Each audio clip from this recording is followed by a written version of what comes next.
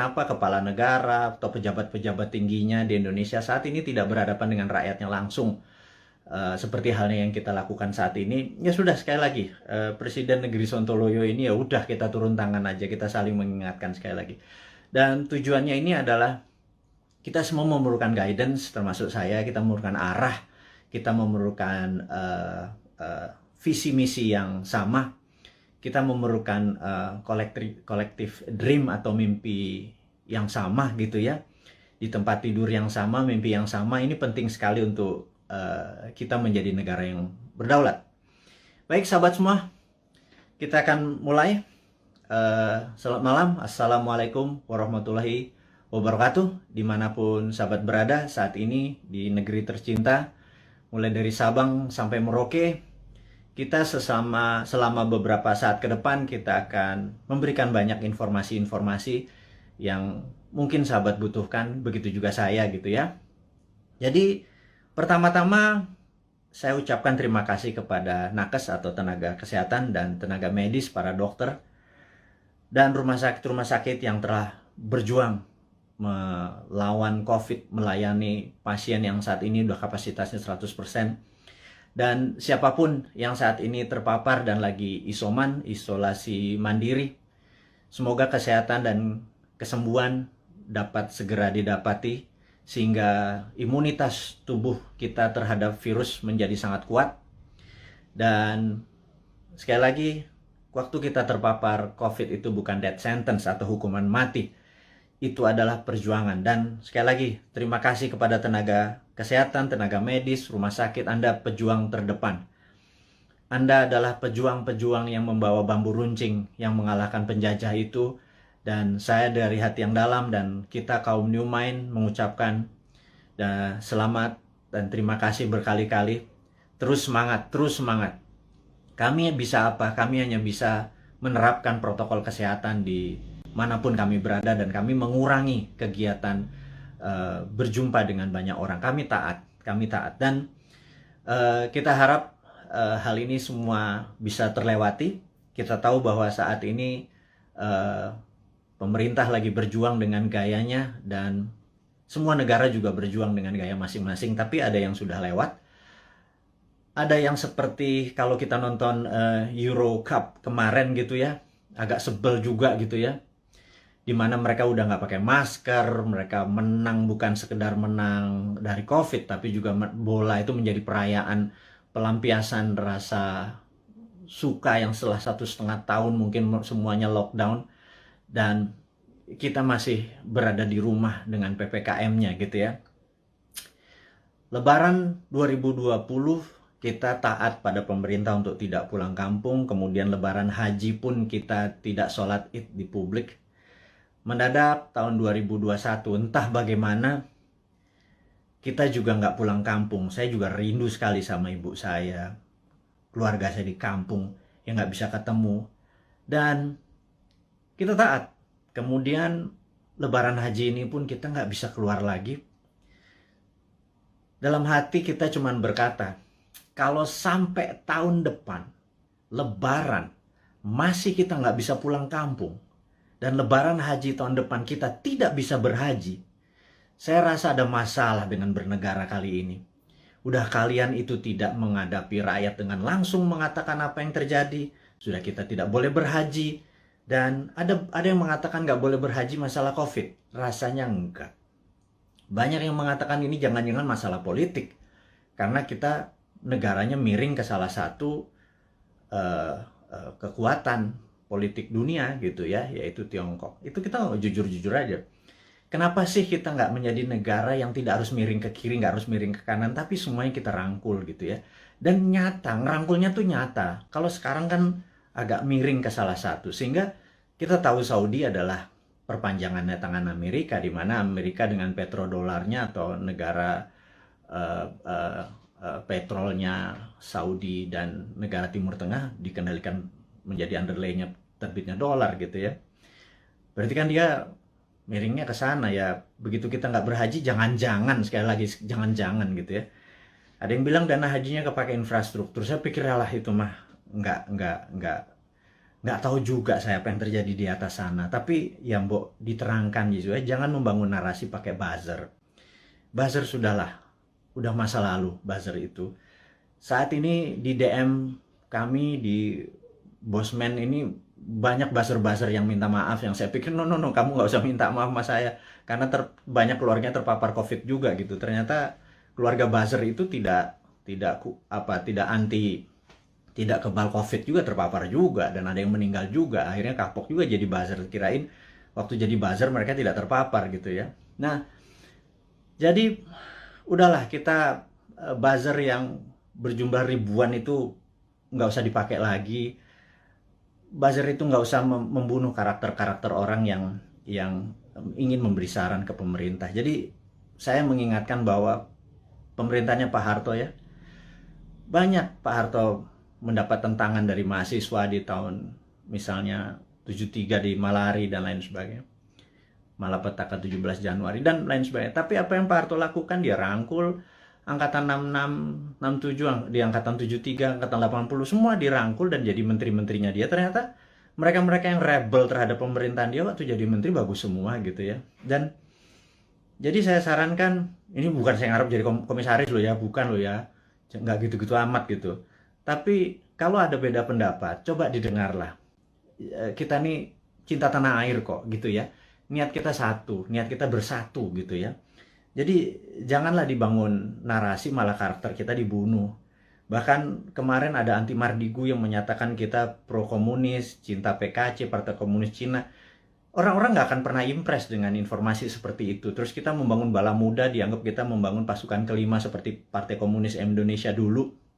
Membangun kekuatan petani diminta bersenjatai. Kemudian sewaktu Bosman mengambil pasukan muda, teenagers, yang berusia 14 sampai 20 tahun ya, yang belasan tahun itu yang pendidikan Pancasilanya sedikit, yang mengetahui bela negaranya juga sedikit, terus kita bangun kekuatan dengan teen camp, bala mudanya kita bangun, summer camp 4 hari kita didik apa yang kita ajarkan di Lemhanas, kita ajarin ke anak-anak, kita ajarin disiplin militer, kita menjadikan anak-anak ini adalah patriotis nasionalis.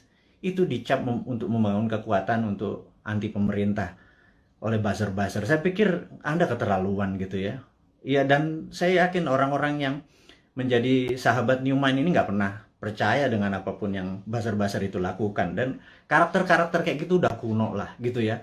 Anak-anak sekarang zilenial, milenial ini sangat-sangat pinter dan nggak kemakan lah sama buzzer. Anda sudahlah tobat aja lah para buzzer itu dan bersama-sama bangun narasi, jangan memecah belah bangsa gitu ya. Dan itu tadi informasi mengenai COVID. Jadi saya rasa malam ini saya ingin share sedikit tentang COVID ya. Jadi di seluruh dunia sudah 3,2 miliar vaksin tersebar, dan sahabat saya di Amerika baru aja pagi tadi menelpon saya, jadi malam di sana, bahwa Amerika itu menarik, bahwa 49,1% adalah natural herd immunity, alias mereka terpapar dan sembuh sendiri. Kemudian 13 sekian persen menggunakan vaksin. Jadi kalau 49 tambah 13 mereka sudah hampir 70%, alias sudah kena herd immunity-nya. Jadi kalau 10% lagi divaksin dalam waktu 3 atau 4 bulan, kemudian Amerika sudah melewati herd immunity. Dan Eropa juga sama. Saya pernah menceritakan di video narasi bahwa pemerintah Belanda menyatakan menggunakan herd immunity, jadi benar-benar dilepas warganya, dikasih vitamin, dan sistem rumah sakit dikuatin dan dilindungi mereka-mereka yang rentan, ada komorbid dan usia tua. Dan terbukti bahwa sekarang negara-negara Eropa bahwa 40%-an menggunakan natural herd immunity, yang 20-30% pakai vaksin. Jadi vaksin minoritas, mayoritas adalah menggunakan herd immunity. Indonesia saat ini mungkin yang herd immunity berdasarkan data di bawah 10% yang terpapar dan sembuh, yang tanpa gejala dan lain sebagainya. Kemudian yang kita baru berapa persen ya, dengan kecepatan 250.000 suntik per hari, 3 tahun lagi kita mendapatkan herd immunity itu mungkin sekarang baru 20-25% yang sudah dikatakan kebal gitu ya. Jadi mencapai 70%, 80% pencapaian ini masih cukup lama. Jadi saya pikir kita ada ya sekali lagi bukan salah bernegara lah. Keputusan kemarin tidak tepat, tetapi jangan sampai sekali lagi tahun depan menjadi tidak tepat. Kita udah 4 kali minus loh, kuartal 4 kali minus growth ekonominya 4 kuartal. Itu sebenarnya berat nanti ya. Sekarang kita bicara COVID dulu. Jadi Tiongkok saat ini sudah mencapai 70% juga imunitasnya, dan mereka mengatakan mereka memakai vaksin. Tapi sekali lagi, data dari Tiongkok saya nggak pernah percaya utuh, karena negara komunis itu memiliki propaganda. Malah feeling saya sekali lagi, rasanya Tiongkok menggunakan herd immunity juga, alias 40% dari populasi menggunakan natural herd immunity. Mereka terpapar dan mereka sembuh, dikasih vitamin dan dikasih sarana kesehatan. Yang 30% atau 40% baru pakai vaksin, sisanya vaksinnya diekspor ke luar negeri. Jadi jangan-jangan Tiongkok sendiri pakai herd immunity natural gitu ya, dan sementara kita pakai herd immunity vaksin gitu ya. Semuanya benar. Saya tidak anti vaksin, saya sangat mendukung vaksin. Vaksin terbukti mengurangi tingkat fatality atau tingkat kematian. Jadi divaksin itu penting, tetapi lebih penting lagi kalau herd immunity natural, kekuatannya natural alami gitu ya. Nah, vitaminnya multivitamin biasa, B kompleks, B12, vitamin C, vitamin D plus matahari, olahraga, makan sehat, dan lain sebagainya. Itu adalah basic untuk meningkatkan imunitas, dan kemudian mineral-mineral dan lain sebagainya. Itu basic sekali dan semua dunia juga tahu, sehingga yang terjadi di negara Tiongkok adalah mereka-mereka yang natural herd immunity-nya. Dan ini ada yang menarik, sampai ada sebuah statement dari Anda kalau suka nonton, denger ya. Jadi kalau IG itu kan tempat pamer, jadi ada pamer kekayaan, pamer ke perjalanan dipamer-pamerin. Kemudian kalau di TikTok itu beda, generasi TikTok sama generasi IG beda. Kalau di TikTok itu Anda harus sombong gitu. Kalau IG begitu sombong Anda diledekin. Kalau di TikTok Anda harus sombong. Anda di rumahnya punya lift, bilang wah gila, rumahnya dia ada lift gitu. Dan nggak ada, bagi anak TikTok tuh biasa aja. Anak TikTok adalah anak zilenial, anak IG adalah anak milenial.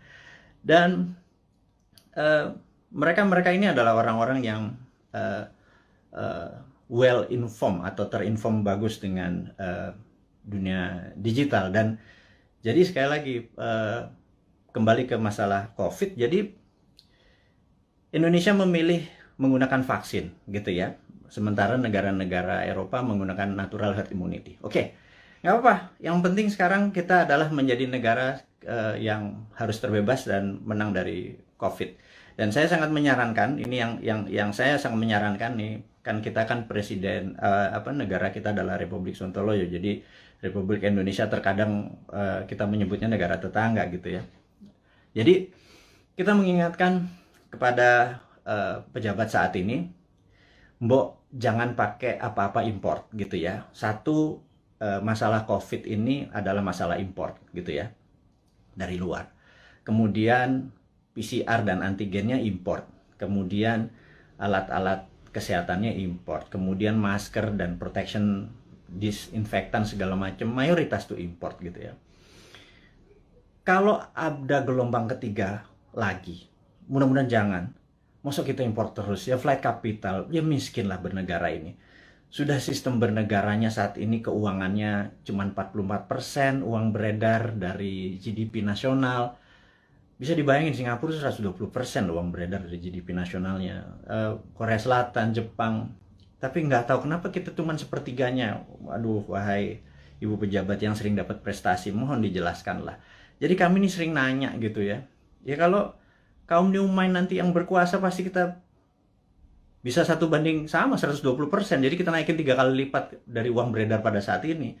Gimana kita bisa maju kalau uang itu ditahan? Yang kedua adalah pajak lah jangan naik terus. Maksud saya begini loh. Kalau Anda ingin misalnya PPH yang naik dari 10% jadi 12 atau berapa itu ya. Kalau Anda dulu kami dapat pendapatan 100 gitu, Anda pajak 10, oke lah. Kemudian Anda naikin jadi 15, tapi kami dapatannya 80 dan Anda nggak ngikut lagi untuk numbuhin. ya kami juga nggak ikhlas kayaknya ngebayar. Jadi gini lah, kalau memang mau naikin 15%, 20% sekalipun nggak apa-apa. Tapi kalau tahun lalu kami dapat 100, pastikan tahun ini kami dapat 300 gitu. Dengan kebijakan yang Anda mendukung dunia kerja atau dunia UKM. UKM itu paling menderita pada saat ini, entah bagaimana. Nomor satu ya, kalau mau maju, kita semua tahu, rule of thumb-nya untuk maju negara itu sangat sederhana. Yaitu kredit selalu tumbuh di atas 15% setiap tahunnya daripada tahun belakangan. Jadi kalau tahun lalu 100, ya tahun ini 115. Minimum dengan naiknya 15% dari kredit tadi, negara naik 7%. Kalau sekarang jangankan 4%, 5% naik. Jadi kalau growth-nya cuma 2% malah minus, itu ya wajar karena uang terlalu ketat. Dan apa sih susahnya Anda untuk memprinting money berbasis production gitu loh. Kita udah ingatkan berkali-kali dari 2016, Bosman Sontoloyo ini mengingatkan MMT itu modern monetary theory yang digagas oleh Michael Hudson itu bukan isapan jempol. Kita cuman beda mazhab aja. Anda Keynesian, kita post Keynesian. China pakai sudah dari tahun 89. Amerika pakai dari tahun 71 printing money itu. Terus negara Eropa, negara Jerman pakai semua. Ini untuk menyelesaikan masalah COVID ini ya, Tiongkok pun melakukan printing money saat ini. Dan kok kita malah minjem sih? Aduh, gimana sih? 6.500 triliun loh. Itu bunganya aja udah hampir 3.300 triliun. 300 triliun kalau buat beli obat itu selesai masalahnya, gratis semua, PCR gratis, antigen gratis. Kalau PCR-nya bayar, antigennya bayar, gimana kita mau travel? Terus udah kayak gitu, dengan PPKM kita ini udah taat sama ininya, tapi semuanya bayar gitu ya. Vitamin bayar gitu ya. Terus pajak bayar, terus kita pokok nggak pernah kebayar, negara sibuk bayarin utang, terus nambah utang. Aduh, ini mau mulai dari mana? Kita nih bertanya. Jadi sekali lagi, sahabat semua, kaum New Mind, kita ingin ke depan kita menjadi negara berdaulat. Jadi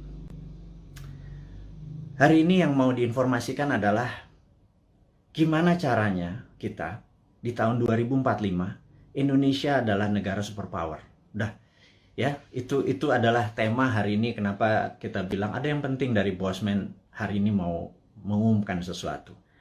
Yaitu kita ingin tahun 2045 pada saat Indonesia 100 tahun, Indonesia Emas, Indonesia menjadi negara superpower, bukan sekedar negara kaya lagi. Negara superpower. Kita nggak bisa tumbuh hanya 5% atau 7% seperti janji-janji kemarin di dalam kampanye. Nggak bisa. Kita tumbuh harus lebih powerful dari angka-angka itu. Terus bagaimana membuat ini berdaulat gitu ya? Oke, sahabat semua. Saya ada beberapa informasi sebelum kita masuk ke topik ke sana, bahwa kita tahu saat ini negara-negara sudah kena herd immunity-nya dan kita masih belum. Dan penting untuk kita memberi informasi adalah begini. Sahabat, saya mengingatkan, kita masuk ke topik berikutnya setelah tadi ini masuk. Jadi beberapa kali kita kalau naikin informasi di IG, toto bisa hilang gitu ya. Kemudian di sosmed yang lain seperti YouTube, channel kita sering di warning, sering diperingati dan hilang. Di Facebook, jadi kita udah berapa kali hilang, terus 7 kali kita diperingati Facebook, IG, Twitter kita hilang, terus YouTube kita pernah hilang gitu ya. Dan ternyata saya baru memahami setelah algoritma teman-teman melihat dan dilaporkan, ternyata cara menghilangkannya gampang. Begitu mereka tidak ingin video atau tulisan segala macam itu, sekelompok buzzer adalah menginformasikan, melaporkan bahwa ada unsur porno, ada unsur dan lain sebagainya, sehingga pemilik sosial media yang tidak bisa berbahasa Indonesia itu pokoknya dapat laporan, terus mereka kasih peringatan kita gitu ya. Agaknya ide-ide kita ini sudah mulai menakutkan baik globalis di internasional ataupun pemikiran bernegara. Padahal kita tidak berniat untuk revolusi, berkudeta. Kita ingin negara kita utuh dan kita ingin negara kita menjadi negara berdaulat di 2045. Kita tidak tergantung pada negara asing gitu ya. Yang kita tanyakan misalnya pada saat kita taat tapi TKA asing masuk. Anda datang deh jam 12 malam, jam 2 malam ke Soekarno-Hatta ya, pakai masker ya, sama disinfektan. Anda bisa lihat ada 300 orang, 500 orang, terus mereka nggak ada karantina. Pertanyaan sederhana, kenapa nggak dikarantina sih? Gitu aja. Segitu kuatnya pendukung mereka-mereka ini, yang saya nggak tahu pejabatnya mungkin sakti sekali gitu ya. Sehingga waktu kita peringati, kenapa mereka bisa masuk? Kenapa kita taat terus mereka asing bisa masuk, terus mereka bisa ikut bersama-sama komersial flight dengan warga negara Indonesia lainnya, mereka tidak bisa berbahasa Indonesia. Dan jawabannya adalah jangan macam-macam, suruh diam kau, gitu ya. Karena nanti kalau negara itu tidak mau invest di Indonesia, Indonesia bisa rugi. Itu kalimat yang benar-benar menurut saya, lo gila ya. Jangan gitulah. Emang satu-satunya negara ngomong itu memang Tiongkok apa? Segitu taatnya gitu? Enggak gitulah. Jangan berkata begitu. Kita bukan anak-anak lah. Berbicara yang lebih elegan sedikit, dengan data, dengan santun. Jangan membentak, jangan menghardik gitu ya. Kita bertanya juga baik-baik, ya kasih jawaban aja gitu ya. Bahwa nanti kita urus, kasih yang manis lah gitu. Kita udah capek saling bentak, saling curiga gitu, udah capek gitu. Bernegara elegan sedikit, statement lah, jadi negarawan lah. Jangan jadi pedagang, ada cuan, ada untung segala macam gitu ya. Ya lu untung, gua kagak gitu ya, apalagi rakyat gitu ya. Itu kami bertanya gitu ya. Kami dapat apa? Udah asetnya hilang, tanah air kita hilang, diambil barangnya, kita cuma dapat apa? Dapat pajak gitu. Buktinya kita tetap dipajakin tuh. Terus apa? Dari apa untungnya gitu ya? Terangin aja. Ini untungnya segini. Kalau kita yang tahu adalah aset kita hilang, nikel kita gone, digantikan dengan apa gitu. 20 tahun lagi, Anda ingat, saya pernah ke Nauru. Nauru itu negara menarik. Dulu dia penghasil P2O5 atau fosfat. Wah, kayanya bukan main. Tapi beberapa 20 tahun yang lalu Nauru kehilangan fosfatnya karena dikeduk abis. Ya sudah, sama Amerika waktu itu, dikeduk abis. Negaranya miskin, hidupnya tinggal dari pariwisata aja saat ini. Naurunya kehilangan asetnya. Anak cucunya cuma bilang, oh dulu kita menghasil fosfat ya, gitu ya. Jangan sampai anak cucu kita bilang, Eyang, dulu Indonesia menghasil nikel ya? Nikelnya di mana ya? Tahu. Kita dapat apa waktu nikel itu dijual? Nggak dapat apa-apa. Kita dapat virus, gitu ya. Hal itu kan susah kalau kita dijawab sama cucu cicit kita bertanya hal-hal seperti begitu, gitu. Jadi kita tanya balik, kalau memang hanya didapat nikel itu kalau bisa, atau produk-produk alam itu, sumber daya alam. Kalau kita percaya MMT, Modern Monetary Theory, maka sumber daya alam itu bukan sebagai alat komoditi atau alat dagang, tetapi sebagai alat tawar. Jadi keuntungannya itu bukan hanya dari jualan, tetapi ada benefit lagi. Jadi di atas financial benefit, sekali lagi, di atas Anda para pejabat sekarang tuh apa-apa kan financial benefit. Kita dapat untung, dapat untung. Selalu untung dan cuan gitu ya. Cara bernegara segitu kesannya kayak anak TK gitu ya. Karena kalau cara bernegara di atas keuntungan materi, itu ada namanya humanitarian benefit, keuntungan atas nama kemanusiaan. Terus ada namanya nasionalis, keuntungan untuk negara gitu ya. Bukan hanya keuntungan sekedar dari pajak, dari dagang, dari selisih jual beli gitu ya. Tapi humanitarian, atas kemanusiaannya. Anak cucu kita masih benefit gitu ya. Nah, kalau kita pakai SWF, Sovereign Wealth Fund, itu asetnya masih di situ. Nikel kita masih di situ. Nah, kita mendapatkan funding dari situ untuk membangun sektor yang lain. Jadi dana yang masuk itu untuk membangun apa? Kok kita masih ngutang? Saya bingung sekali. BUMN rugi, kita masih ngutang, aset kita hilang. Kami hanya bertanya loh ya, ini bukan ngomong terus yang dihardik lagi gitu ya. Ini hanya bertanya. Kami ini gelisah, Pak. Kami ini ingin menjadi negara berdaulat dan kami ingin terbukalah. Karena itu, karena kalian tidak berbicara selama PPKM ini, ya sudahlah. Kami aja lah yang muda-muda ini, yang punya ide new mind ini yang berbicara. Tuh oposisi juga nggak bicara juga. Kalaupun mereka bicara juga nggak ada solusinya. Beda kalau new mind itu selain berbicara, mengkritik, ada solusi-solusinya. Itulah membuktikan bahwa kita ini NKRI garis lucu. Bukan garis lurus lagi gitu. Di atas lurus itu lucu gitu ya. Karena semuanya jadi seru, jadi lucu, jadi fun gitu. Baik. Jadi mengingat video-video kita, informasi-informasi kita tuh sering ada caranya untuk tidak bisa beredar gitu ya. Jadi Toto di atas 21 tahun, sehingga untuk video ini ditonton harus masukin password, harus masukin identitas yang lain sehingga tidak beredar kencang. Jadi gini deh, sahabat semua, saya dengan ini menyatakan Anda boleh mere-upload seluruh video Bosman. masuk ke video Anda, masuk ke YouTube channel Anda, masuk ke sosial media Anda. Kalau Anda dapat AdSense, dapat uang dari iklan yang masuk, ambillah semua itu untuk Anda. Saya tahu ada sekarang ini udah puluhan saat ini yang menggunakan video-video Bosman masuk ke video mereka. Nggak masalah. Jadi bukannya kita bilang, lu pakai nama gue, pakai produk gue. Nggak ada. Karena di sini bukan uang yang kita harapkan dari kepentingan-kepentingan video-video tadi. Video tadi adalah untuk kesadaran bernegara. Jadi saat ini video Bosman hanya ditonton 1 juta viewer per hari. Dengan Anda, sahabat semua, ada 9.000 saat ini. Kalau Anda share atau upload satu aja, apalagi semuanya ya, ada 600, sudah hampir 600 itu. Dan Anda dapat financial benefit. Saya tahu, banyak sekali ada yang pernah lapor ke saya, terima kasih Pak, saya dapat 17 juta komisi fee dari AdSense YouTube bulan ini, dari video-video Bapak. Saya bilang, ambil lah, saya bilang kayak gitu. Itu Anda semua bisa benefit dari itu semua. Tapi poinnya adalah, jika suatu hari YouTube channelnya Bosman dan itu Bosman di drop atau di block atau di take down atau diapain lah, terserah. Misi-misi kita tetap tercapai. Sekali lagi, ini bukan masalah uang. Ini adalah masalah bagaimana mengedukasi supaya tahun 2024, pada saat Old Mind ini sudah di masa ujung pemerintahannya, kita bisa, ide kita diterima. Bosman bukan mau jadi presiden, gue mau jadi Lord. Jadi nggak ada cita-cita untuk, yang penting idenya. Ganti semua ide tua itu semua. Mosok kalau si A yang jadi tetap pakai IMF, si B yang jadi tetap pakai obornya Cina. Coba aja lihat sekarang yang di etalase di 2024. Semuanya pasti begitu jadi. Tanya deh, begitu jadi, pasti pakai itu lagi. Bernegaranya taat sama Amerika lagi, takut sama Tiongkok lagi gitu ya. Jadi, oke lah. Siapapun nanti yang jadi, mereka akan bilang, Bosman, gue ambil konsep lo ya. Karena ini membuat Indonesia berdaulat. Apa jawaban saya? Ambil, Jo. Gitu ya, kalau kita Manado nih. Ambil lah, kita bilang gitu. Nggak masalah. Karena ide kita, yang penting ide kita diterima. Nomor 1 kan MMT, Modern Monetary Theory, itu adalah printing money.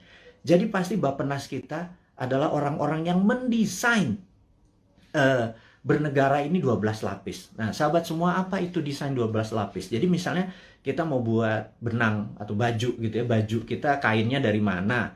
Benangnya dari mana, mau pakai polyester, mau pakai katun, 100% kapas. Terus kancingnya dari mana, mau pakai resleting dari mana, ada yang pakai batok, ada yang pakai plastik, ada yang segala macam itu kita bukan sekedar ini. Dan itu semua kita biayai, 12 level itu kita biayai, nanti distribusinya kemana, pakai jalanan apa, mobilnya apa, semua akan kita gunakan produk-produk lokal, dan itu pakai printing money. Jadi printing money itu tidak bisa jalan sebelum project itu dihitung cost accountingnya, ya.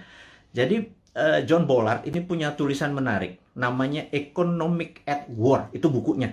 Saya ini penggila buku, jadi hari ini kita baca tentang Economic at War. Jadi di tahun 45, pada saat sebelum perang, di tahun 36 sampai 39, pada saat Amerika dan sekutu Amerika, terutama Amerika dulu belum powerful sekali, jadi negara-negara Eropa itu minta Amerika masuk.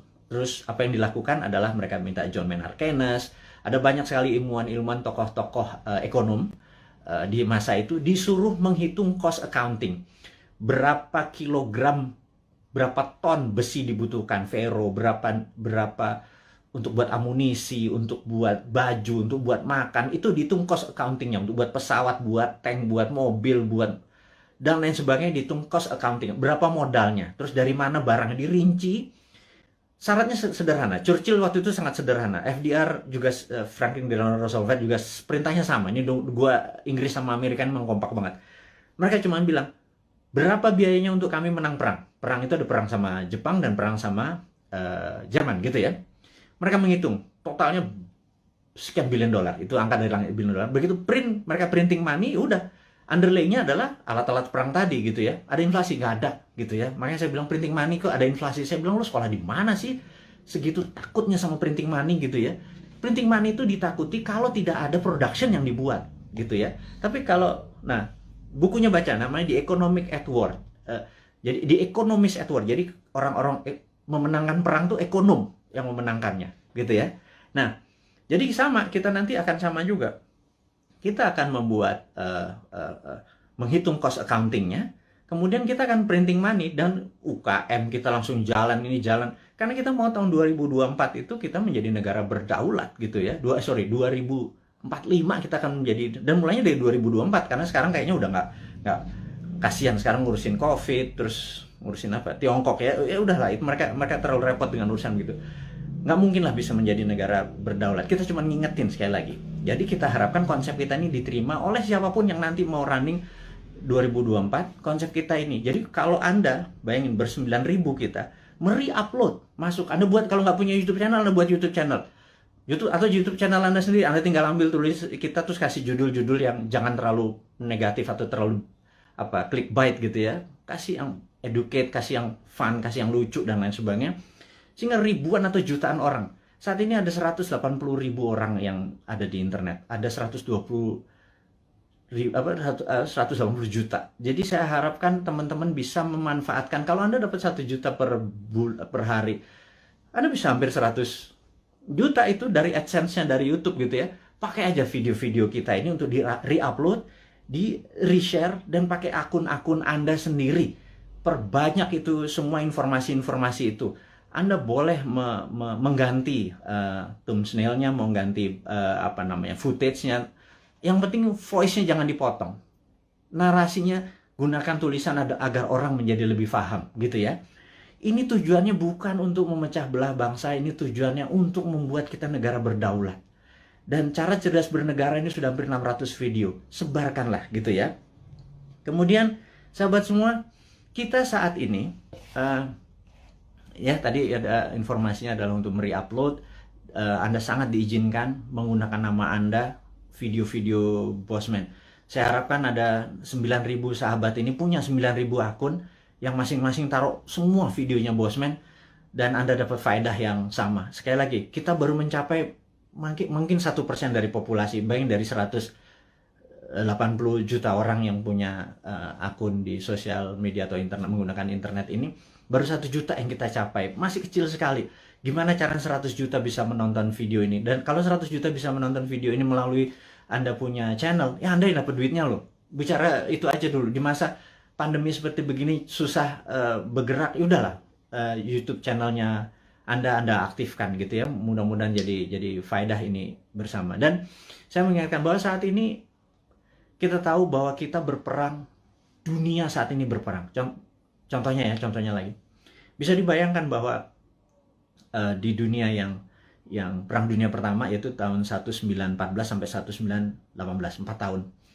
Itu Perang Dunia 1. Kemudian Perang Dunia Kedua 40 sampai 45, 5 tahun.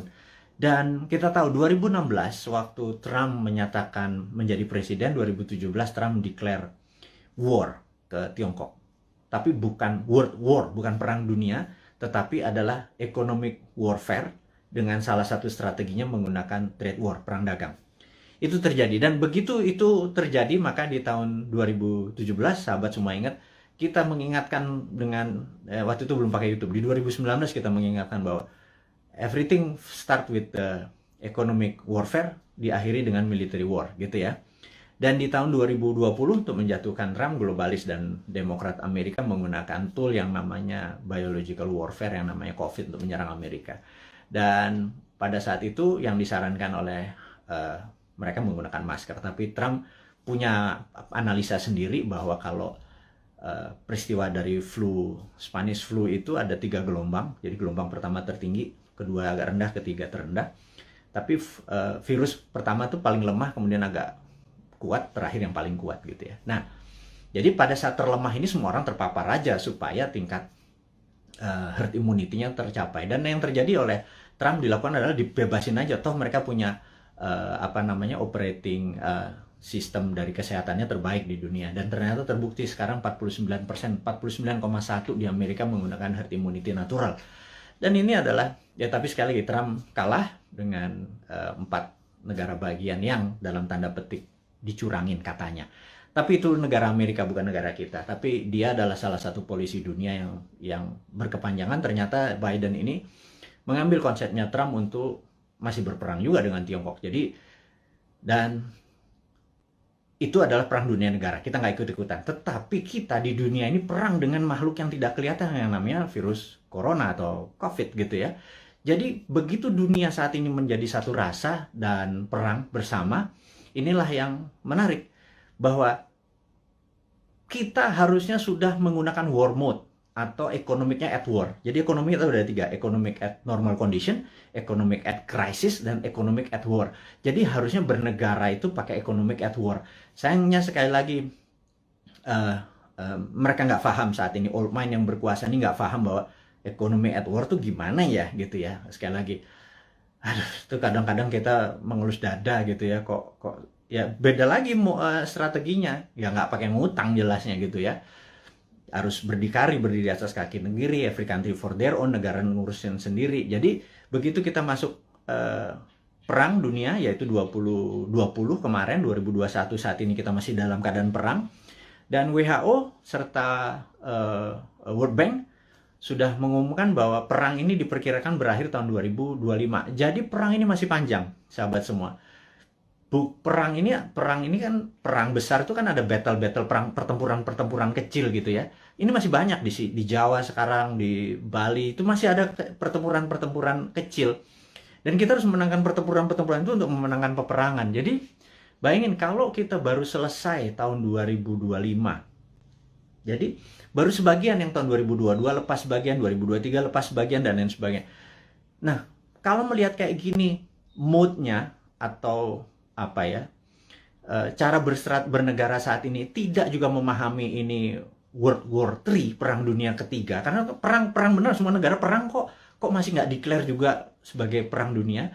Ini akan berbahaya bernegaranya. Jadi ya udah, kita sebagai kaum Sontoloyo mengingatkan kaum New Mind ini, Presiden Republik Sontoloyo mengingatkan kaum New Mind, sahabat semua, ini adalah war mode gitu ya. Sahabat semua, ini adalah World War III. Sahabat semua, kita harus kompak. Sahabat semua, kita harus membangun kekuatan bersama gitu ya. Sahabat semua, kita nggak usah bergantung pada negara lain. Kita bergantung pada kekuatan tanah air sendiri. Nah, gimana cara bergantung pada tanah air sendiri nih? Nah, ini informasi berikutnya mau diumumkan. Jadi sahabat semua, kalau Anda punya UKM, sekali lagi, Anda punya UKM, Anda perlu dana. Saat ini di Santara ada sekitar 2 triliun dana dengan 280.000 investor receh ya. Sederhana ya, 280 investor tuh anggap masing-masing naruh 10 juta rupiah aja untuk invest di portfolio keuangannya, mau invest di UKM Anda. Jadi kalau 10 juta dikali 280 itu 2,8 triliun. Jadi ada 2 triliun. Sahabat semua, kalau Anda punya UKM, Anda perlu dana.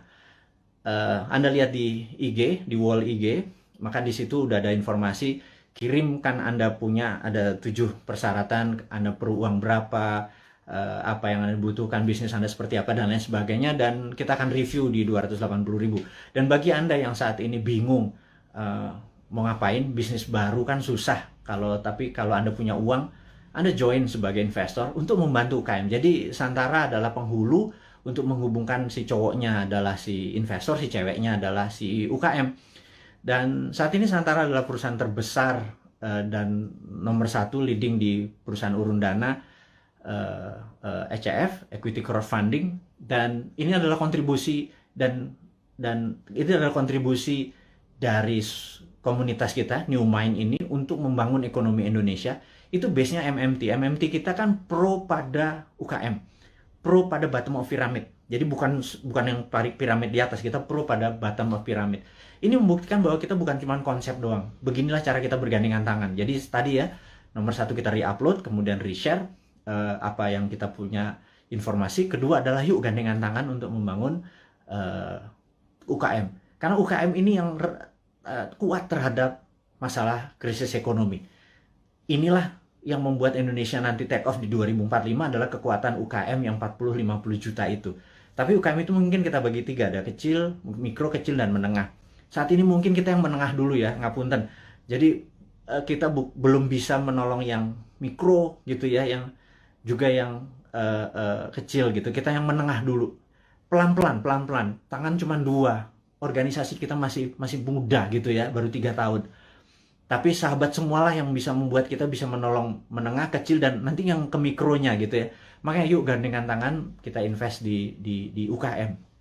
Nah, kemudian ada lagi yang kami mau umumkan sekali lagi, teman-teman, bagi mereka yang saat ini ada kondisinya kita tahu nggak stabil ke depannya, tidak ada yang terbaik daripada uang Anda ditaruh di gold atau di emas gitu ya. Jadi daripada, dan emas itu kalau pakai fisik kan bisa bermasalah. Sebentar lagi Dinaran akan menerbitkan ATM Gold. Jadi Anda bisa buka rekening, beli emasnya. Anda bisa ambil kapan saja karena ATM Gold ini kita akan ada di kantor kita, kemudian akan ada di semua mall di Jakarta dulu, dan habis itu nanti ada di semua lokasi. Kita ingin lakukan itu segera. Jadi ini semua adalah untuk bakti kita, gimana caranya kita bergandengan tangan ke depan untuk menjadi negara yang powerful. Sahabat semua, sekali lagi saya mau mereview apa yang kita dapat hari ini adalah negara dalam keadaan perang, dunia dalam keadaan perang. Saya sarankan Anda untuk melakukan hal yang sangat penting yang namanya survival mode. Anda harus survive, Anda harus sehat, Anda harus semangat, Anda terus bersatu, Anda terus berjuang mengalahkan masalah ekonomi, masalah kesehatan. Kita bergandengan tangan, kurangi gerak. Jadi pada saat Anda ada masalah dengan keuangan, yuk kita bergandengan tangan dengan Santara.